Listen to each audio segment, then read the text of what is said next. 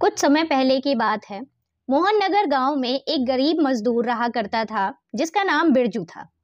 बिरजू के साथ उसकी पत्नी जिसका नाम सुलेखा और एक छोटी बेटी जिसका नाम दिया था। वे लोग इस छोटे से घर में अपना जीवन बसर कर रहे थे। अब गर्मियों का समय जाने वाला था और सर्दियां कुछ ही दिनों में आने वाली थी, लेकिन बिरजू छोटी सी टूटी हुई झोपड़ी के अंदर ही रहा करता था। उस झोपड़ी में हर तरफ से हवा आती रहती थी और छत से पानी टपकता रहता था। एक दिन बिरजू की पत्नी बोली, सुनिए जी, सर्दियां आने वाली है और यहाँ हवा और पानी ही आता रहता है, ऐसे हम कैसे रहेंगे? हाँ सुलेखा, कह तो तुम सही रही हो। मैं कल ही मालिक से जाकर कुछ पैसे उधार मांग के लाता हूँ ताकि हम अपनी झोपड़ी ठीक करा सके। अगले ही दिन सुबह सुबह बिरजू काम पर जाने से पहले अपने मालिक के घर जाता है कुछ पैसे उधार मांगने के लिए। उसके घर जाकर बिरजू मालिक से बोलता है, साहब जी, कुछ ही दिनों में सर्दियां आने वाली है और मेरे घर की छत टूटी हुई है जहां से पानी और हवा आती रहती है। मैं और मेरी पत्नी तो जैसे तैसे उस घर में रह लेते हैं, लेकिन हमारी एक छोटी सी बेटी है, वह इतनी ठंड में नहीं रह पाएगी। इन सब में मैं क्या सहायता करूंगा तुम्हारी? आप मुझे कुछ पैसे दे देंगे तो फिर हमारे घर की मरम्मत हो जाएगी, जिससे छत भी ठीक हो जाएगी। लेकिन अभी तो तुमने इतना काम भी नहीं किया है कि मैं तुम्हें उसके बदले कुछ पैसे दे सकूं। अभी तो मेरे पास पैसे भी नहीं है, बाजार में वैसे ही मंदी चल रही है। बिरजू के लाख मुसीबतों को बताने के बावजूद भी उसका मालिक उसे पैसे नहीं देता और बहाना बनाकर टाल देता है। शाम हो जाती है। शाम को जब बिरजू घर आता है तो सुलेखा बोलती है, क्या हुआ है जी? मालिक ने पैसे देने से मना तो नहीं कर दिया? अब क्या बताऊं मैं तुम्हें सुलेखा, मालिक ने पैसे देने से मना कर दिया है मुझे। बिरजू की इस बात से सुलेखा बहुत परेशान हो जाती है। तभी बिरजू बोलता है, अभी भी सर्दियां आने में समय बचा हुआ है सुलेखा। मैं मालिक से 1 महीने बाद पैसे मांग कर देखूंगा, तब शायद वो मुझे मना ना करे। हाँ जी, आप ठीक कह रहे हैं। आप 1 महीने के बाद ही पैसे मांग कर देखिएगा। उसके बाद बिरजू मन लगाकर पूरे 1 महीने तक मेहनत से काम करता है। देखते ही देखते 1 महीना बीत जाता है। अब बिरजू वापस मालिक के घर जा रहा होता है पैसे मांगने के लिए। मालिक के घर पहुंचकर बिरजू बोलता है, मालिक, अब तो मेरे 1 महीने भी पूरे हो गए हैं। अब आपको मुझे पैसे देने में कोई आपत्ति नहीं होनी चाहिए। बिरजू की बात सुनकर मालिक बोलता है, हाँ, मुझे पता है तुम्हारे 1 महीने पूरे हो गए हैं, लेकिन अभी तो मेरे पास सिर्फ 500 रुपए हैं, तुम यही रख लो। मालिक, सिर्फ 500 रुपए? मैंने तो इस महीने कोई छुट्टी भी नहीं की है और मेरा मेहनताना तो इससे ज्यादा का बनता है, तो आप मुझे सिर्फ 500 रुपए ही क्यों दे रहे हैं? बिरजू के लाख कोशिश करने के बावजूद भी मालिक उसे पूरे पैसे नहीं देता और उसके बार बार बहस करने की वजह से मालिक उसे काम से भी बाहर निकाल देता है।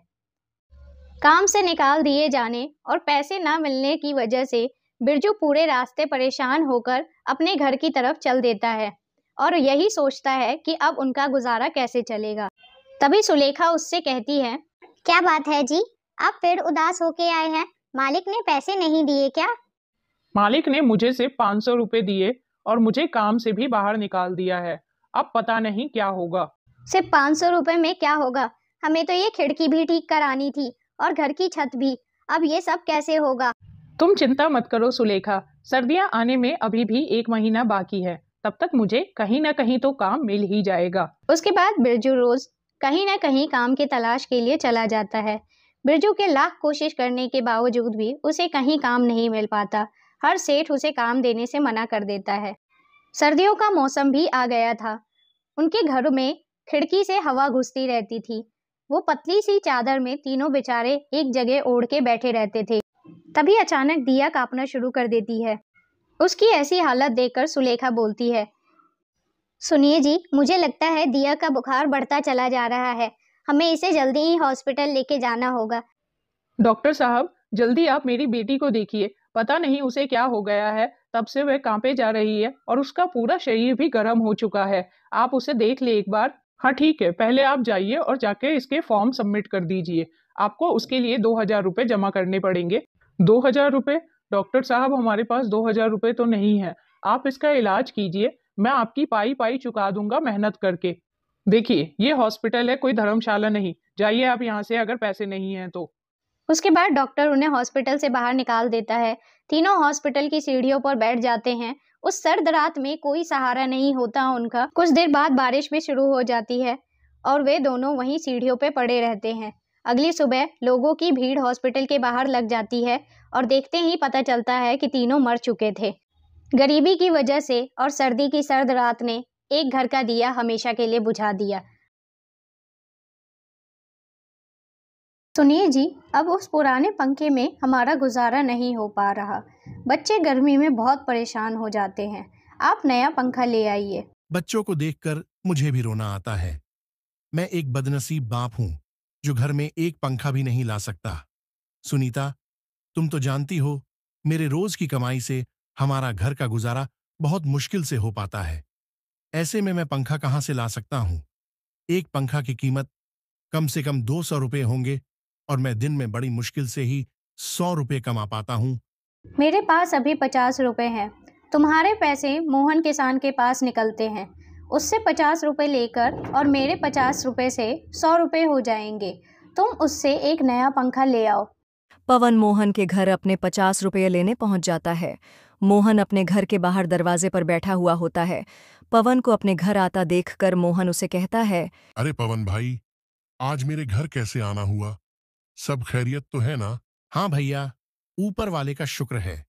दरअसल मैं तुम्हारे पास अपने उधार दिए हुए 50 रुपये लेने आया हूं। मुझे एक पंखा लाना है। बगैर पंखे के रात दिन काटना मुश्किल हो जाता है।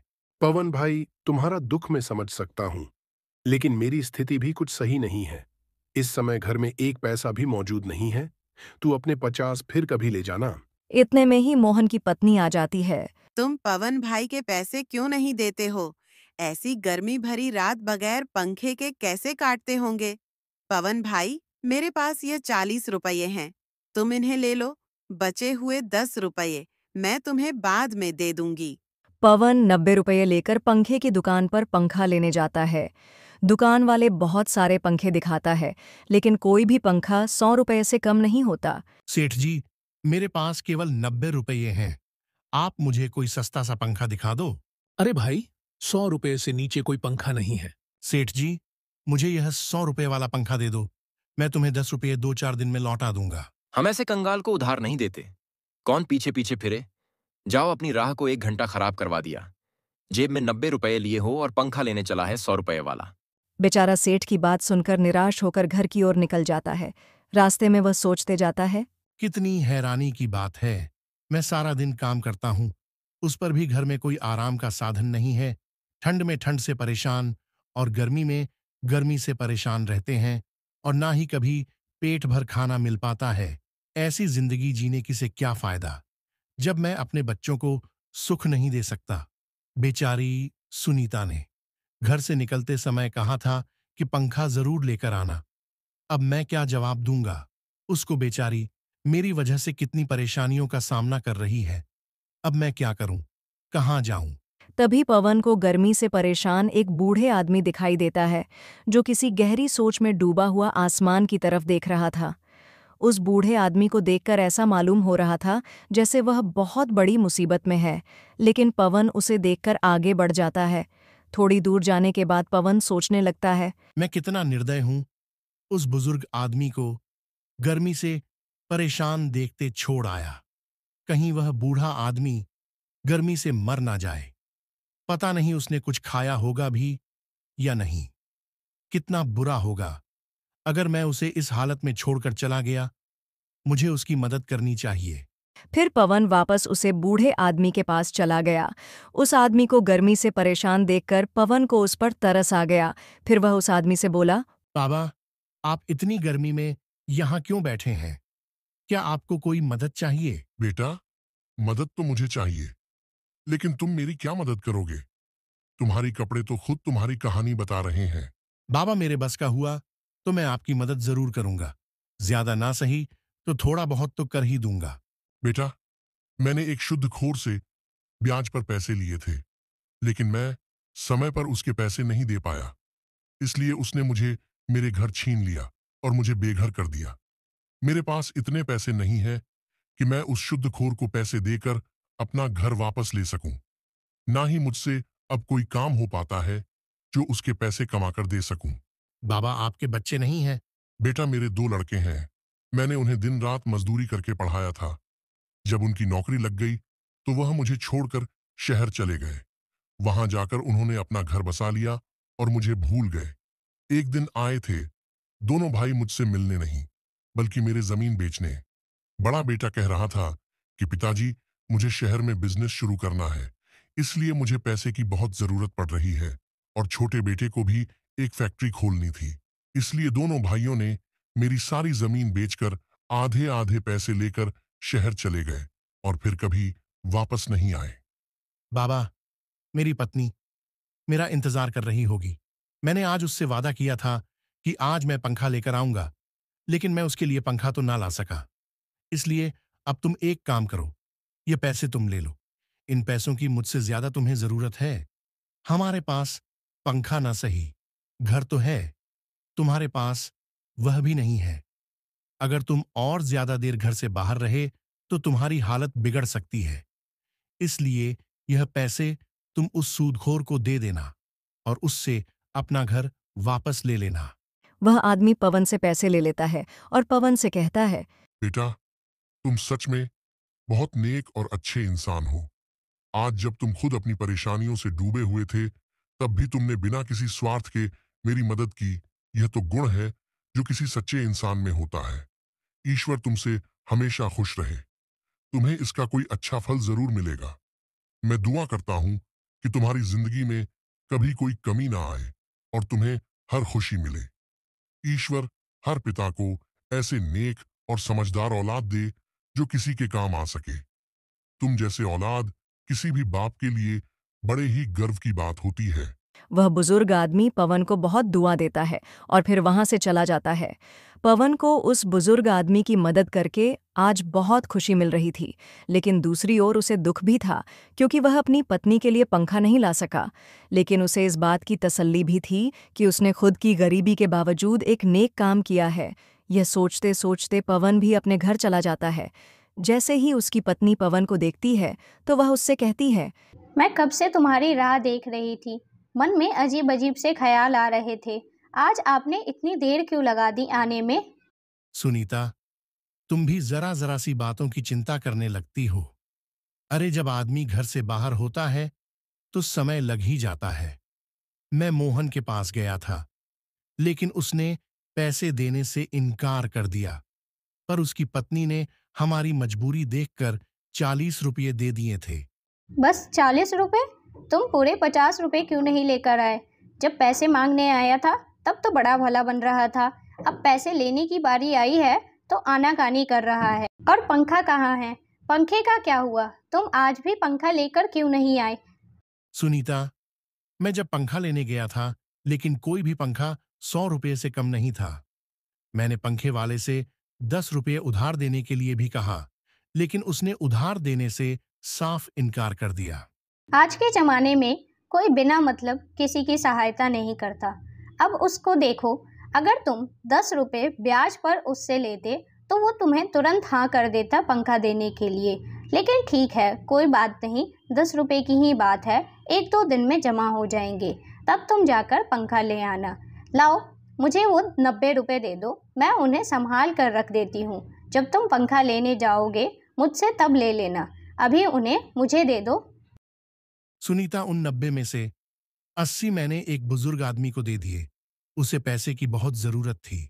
वह गर्मी से परेशान था। अगर मैं उसकी मदद नहीं करता तो शायद वह जिंदा ना रह पाता। फिर पवन ने विस्तार से सारी बात सुनीता को बताई। पवन की बात सुनकर सुनीता बोली, तुमने बिल्कुल सही किया जो उस बुजुर्ग आदमी की सहायता कर रहा है, लेकिन तुम्हें पता होना चाहिए कि जो दिया घर में रोशनी करने के लिए होता है उसे मंदिर में नहीं जलाया जाता। अब इस गर्मी में हम अपने बच्चों को कहाँ से पंखे की हवा खिलाएंगे और कैसे रखेंगे? तुम बिल्कुल सही कहती हो सुनीता, मैं तुम्हारी बात से पूरी तरह सहमत हूं, लेकिन वह बेचारा बुजुर्ग आदमी हमसे ज्यादा मुसीबत का मारा था। तुम चिंता ना करो, ईश्वर ने चाहा तो हमारे पंखे का भी कहीं ना कहीं से इंतजाम हो ही जाएगा। चलो, तुम मेरे लिए खाना लगा दो, बहुत जोर की भूख लगी है। घर का राशन भी खत्म हो गया है, आज 4 रोटी का ही आटा बचा हुआ था। 2 रोटी बच्चों ने खा ली और 2 रोटी आपके लिए रख दी। और तुमने क्या खाया सुनीता? तुम भूखी हो। मुझे ज़्यादा भूख नहीं थी, मैंने बच्चों के साथ ही खा लिया। फिर सुनीता पवन के लिए खाना लगा देती है। जैसे ही पवन खाना खाने बैठता है, उतने में ही कोई घर का दरवाज़ा खटखटाता है। सुनीता घर के बाहर जाकर देखती है तो एक बूढ़ी औरत खड़ी थी। वह सुनीता से कहती है, बेटी, मुझ पर दया करो।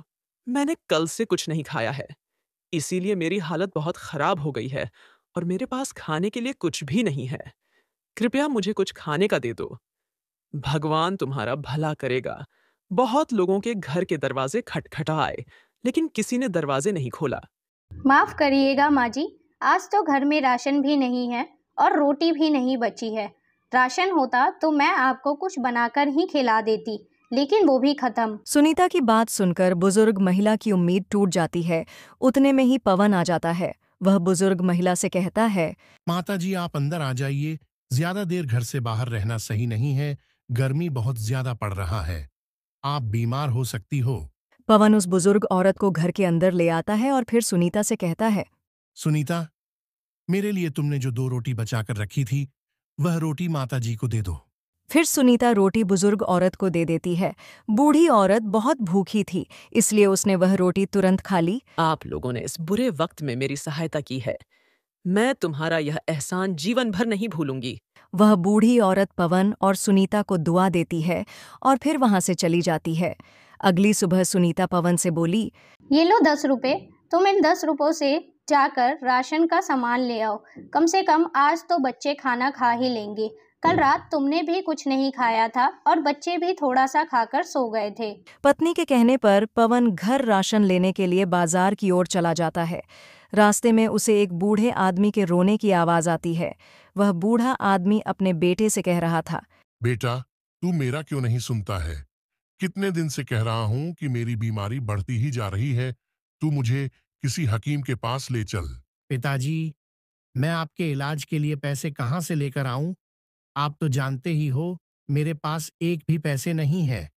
फिर भी आप बार बार कहकर मुझे शर्मिंदा क्यों करते हो? फिर पवन उस बूढ़े आदमी के पास जाकर उसकी रोने की वजह पूछता है तो बूढ़ा आदमी उसे कहता है, मैंने अपने इस बेटे को पालने के लिए दिन रात एक कर दी। बड़ी मेहनत मशक्कत से मैं इसे पाला है। जब यह 1 साल का था, तभी उसकी माँ ईश्वर को प्यारी हो गई थी। मैं चाहता तो दूसरी विवाह कर लेता, लेकिन मैंने इसकी वजह नहीं किया कि कहीं दूसरी पत्नी इसे परेशान ना करें और इसकी जिंदगी खराब हो जाए। और आज जब मैं बूढ़ा हो चुका हूं, तो यह मुझे किसी हकीम के पास नहीं ले जाता, जिससे मैं अपनी बीमारी का इलाज करवा सकूं। मैं इस बात से सहमत हूं कि इन्होंने बड़ी ही तकलीफ से मुझे पाला है और पाल पोस कर जवान किया है, लेकिन मैं मजबूर हूं। मेरे पास इतने पैसे नहीं हैं कि मैं इनको किसी हकीम के पास ले जा सकूं। पवन दोनों बाप बेटे की बात सुनकर परेशान हो गया और फिर उसने अपना एक 10 रुपए, जिससे वह घर का राशन लेने जा रहा था, बूढ़े आदमी के बेटे को दे देता है। इस पैसे की मुझे भी बहुत आवश्यकता है, क्योंकि मेरे बच्चे बहुत भूखे हैं और इस पैसे से मैं घर का राशन लाने जा रहा था, जिससे मैं अपने परिवार का पेट भर सकूं। लेकिन अगर तुम्हारे पिताजी को समय से इलाज नहीं मिला, तो इसकी जिंदगी खराब हो सकता है। इससे तुम अपने पिताजी का इलाज करवा लो। वे बाप बेटे दोनों पैसे लेकर पवन को ढेर सारे आशीर्वाद देते हैं और फिर वह लोग इलाज के लिए चले जाते हैं। और इधर पवन बड़ी उदास मन से एक पेड़ के नीचे आकर बैठ जाता है और मन में ही सोचता है, हे भगवान, मैं क्या करूं? मुझे अपने दुख से ज्यादा दूसरे के दुख दिखते हैं। अगर मैं घर पर राशन लेकर नहीं गया, तो मेरे बच्चे भूखे रहेंगे और सुनीता को जब यह बात पता चलेगा कि वह पैसा मैं किसी दूसरे के मदद के लिए दिया हूं, तो वह बहुत गुस्सा करेगी। मुझे कुछ समझ में नहीं आ रहा है, मैं क्या करूं? पवन यह सब सोच ही रहा था, तभी उसके पास एक साधु बाबा आते हैं और पवन को उदास देखकर पूछते हैं, बेटा, तुम इतने उदास में क्यों यहाँ बैठे हो? मुझे बताओ। मैं आपको क्या ही बताऊं बाबा, मेरे पास इतने दुख हैं कि क्या क्या बताऊं आपको। मेरे घर में कोई साधन नहीं है, न खाने की, न बच्चों की गर्मी में रखने की। और मुझे दूसरों का दर्द देखा नहीं जाता। अभी मेरे बच्चे भूखे हैं और मैं अपने बच्चों के लिए कुछ खाना लेकर नहीं जा पा रहा हूं। हाँ पवन, मैं तुम्हारे बारे में सब कुछ जानता हूँ। मैंने तुम्हें बहुत देखा है। तुम दूसरों की मदद अपनी जरूरत को भूल कर करते हो, इसलिए आज मैं तुम्हारी मदद करने आया हूँ। बाबा, मुझे कुछ समझ में नहीं आ रहा कि आप क्या कहना चाहते हो। तभी बाबा अपने झोले में से कुछ सामान निकालकर पवन को कुछ देते हैं और कहते हैं, ये लो मशीन, इस मशीन में आइसक्रीम बनते हैं और अभी गर्मी का मौसम है। तुम आइसक्रीम तैयार करके गांव में बेचो, तुम्हारी कमाई अच्छी होगी। पर बाबा, मुझे आइसक्रीम बनाना नहीं आता। मैं यह मशीन लेकर भी क्या करूंगा। बेटा, तुम चिंता मत करो, ये ऐसी वैसी मशीन नहीं है। यह एक जादुई मशीन है। बस तुम्हें इस मशीन में सिर्फ जितना आइसक्रीम बनाना है उतना पानी और चीनी की मात्रा अपने हिसाब से डाल दो, और फिर तुम जिस फ्लेवर में आइसक्रीम मांगोगे वह बनकर तुम्हारे सामने आ जाएगा। पर हाँ, याद रखना, यह आइसक्रीम की मशीन सभी के पास नहीं टिक पाते। ये सिर्फ ईमानदार और मददगार इंसान के पास ही रह पाता है। अगर तुम्हारी अच्छी कमाई होने लगेगी तो तुम यह आइसक्रीम के मशीन को किसी मददगार इंसान को दे देना। आपका बहुत बहुत धन्यवाद बाबा, जो आपने इतनी बड़ी मदद की। मैं आपका यह एहसान जिंदगी भर नहीं भूलूंगा। आइसक्रीम की मशीन लेकर पवन खुशी खुशी घर चला जाता है। तभी उसकी पत्नी हाथ में राशन का थैला ना देखकर उससे गुस्से में पूछती है, क्यों जी, आज भी किसी को पैसे दान में देकर आए हो क्या? घर में खुद के खाने के तो लाले पड़े हैं। अरे सुनीता, पहले मेरी बात तो सुनो। मैं घर में सच में राशन लेकर नहीं आया हूँ, पर ऐसा चीज लेकर आया हूँ जो तुम खुशी से झूम उठोगी। सच कह रहे हैं आप? तो मुझे बताइए जल्दी से, ऐसी कौन सी बात है या ऐसी कौन सी चीज लाए हैं आप जिससे हमारी सारी मुसीबतें खत्म हो जाएंगी? फिर पवन सुनीता को वह जादुई आइसक्रीम मशीन के बारे में सब कुछ बता देता है। सुनीता भी यह बात सुनकर खुशी से झूम उठती है। आप चिंता मत करिए, मेरी माँ की जो दी हुई सोने की अंगूठी है, आप उसे लेकर सुनार को गिरवी रख दीजिए। जो उससे पैसे आएंगे उससे आप राशन का सामान और आइसक्रीम बनाने का सामान ले आइए। फिर जैसे ही हमारी हालत सुधरेगी हम उसे छुड़वा लेंगे। फिर पवन खाने का राशन और ठेले लेकर घर आ जाता है। लो सुनीता, तुम खाना बनाओ, फिर हम लोग खाना खाकर आइसक्रीम बनाएंगे। फिर वह लोग बड़े मज़े से खाना खाकर सुनीता और पवन आइसक्रीम बनाने लगते हैं। बच्चे आइसक्रीम को बनता देख बड़े खुश होते हैं। धीरे धीरे उनकी सारी परेशानी खत्म हो जाती है।